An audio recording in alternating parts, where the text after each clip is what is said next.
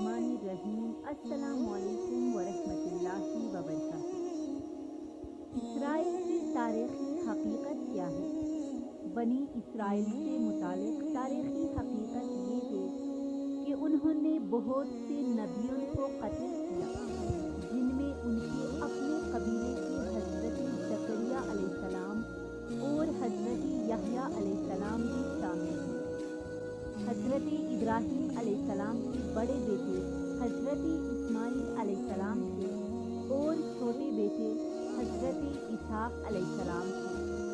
خانہ کعبہ حضرت ابراہیم علیہ السلام اور حضرت اسماعیل علیہ السلام نے آج سے تقریباً 4000 سال قبل تعمیر کیا تھا۔ البتہ روایات سے پتہ چلتا ہے کہ اسی جگہ پر سب سے پہلے حضرت آدم علیہ السلام نے خانہ کعبہ تعمیر کیا تھا۔ حضرت ابراہیم علیہ السلام نے فلسطین کے علاقہ بیت المقدس میں بھی عبادت گاہ بنائی۔ حضرت اسحاق علیہ السلام بھی وہاں عبادت کرتے رہے، مگر حج کے لیے وہ ہمیشہ مکہ مکرمہ میں واقع خانہ کعبہ میں جاتے تھے۔ حضرت اسحاق علیہ السلام کے بیٹے حضرت یعقوب علیہ السلام تھے۔ اسرائیل حضرت یعقوب علیہ السلام کا لقب تھا۔ اسرائیل کے معنی ہے عبداللہ یا خدا کا بندہ۔ بنی اسرائیل ان کے قبیلہ کو کہا جاتا ہے۔ حضرت یعقوب علیہ السلام کے بیٹے حضرت یوسف علیہ السلام تھے، جو مصر کے بادشاہ بنے۔ بنی اسرائیل میں پھر حضرت موسیٰ علیہ السلام مصر میں پیدا ہوئے۔ ان کے بعد حضرت داؤد علیہ السلام صحرائی سینائی کے علاقہ میں پیدا ہوئے، جو بعد میں فلسطین چلے گئے۔ جب حضرت داؤد علیہ السلام نے انتہائی طاقتور دیو ہیکل جالوت کو اللہ کی نصرت سے غلیل سے پتھر مار کر گرا دیا، تو فلسطین کے بادشاہ سول نے حسب وعدہ ان کی شادی اپنی بیٹی مشل سے کر دی۔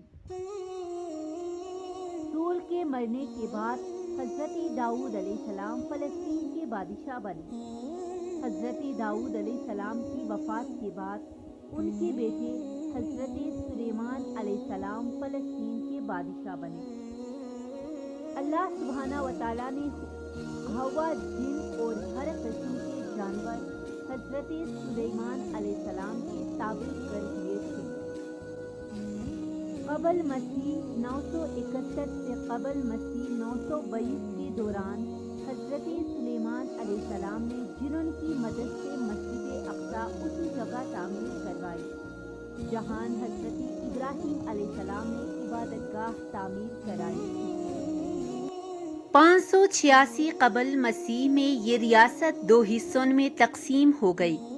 جنوبی علاقہ پر بابل کے لوگوں نے قبضہ کر کے عبادت گاہ مسمار کر دی اور بنی اسرائیل کو وہاں سے نکال کر اپنا غلام بنا لیا۔ اس کے 100 سال بعد بنی اسرائیل واپس آنے شروع ہوئے اور انہوں نے اپنی عبادت گاہ تعمیر کی، مگر اس جگہ نہیں جہاں حضرت سلیمان علیہ السلام عبادت گاہ بنوائی تھی۔ 333 قبل مسیح میں سکندر اعظم نے اسے یونان کی سلطنت میں شامل کر کے بنی اسرائیل کو وہاں سے نکال دیا۔ 165 قبل مسیح میں بنی اسرائیل نے بغاوت کر کے ایک یہودی سلطنت کی بنیاد رکھی۔ 100 سال بعد یہودی ریاست پر سلطنت روم کا قبضہ ہو گیا۔ 70 عیسوی میں یہودیوں نے بغاوت کی، جسے شہنشاہ ٹائٹس نے کچل دیا اور یہودیوں کی عبادت گاہ کو مسمار کر کے انہیں وہاں سے نکال دیا۔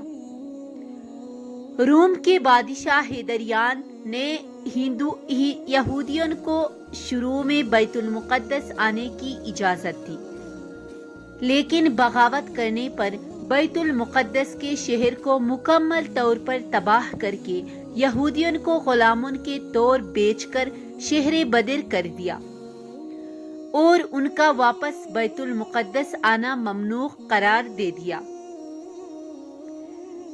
عیسوی سے 624 عیسوی تک فلسطین پر ایرانیوں نے حکومت رہی اور بتایا جاتا ہے کہ انہوں نے یہودیوں کو عبادت کرنے کی کھلی چھٹی دے دی تھی، مگر انہوں نے مسجد اقصی میں عبادت نہ کی اور عرب عیسائیوں پر بہت ظلم کیے۔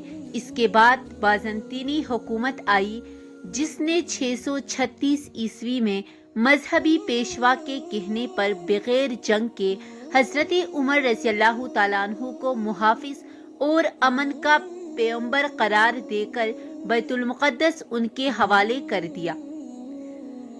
حضرت عمر رضی اللہ تعالیٰ عنہ نے مسجد الاقصی کی تعمیر 639 عیسوی میں اس جگہ پر شروع کروائی جہاں پر حضرت سلیمان علیہ السلام نے تعمیر کروائی تھی۔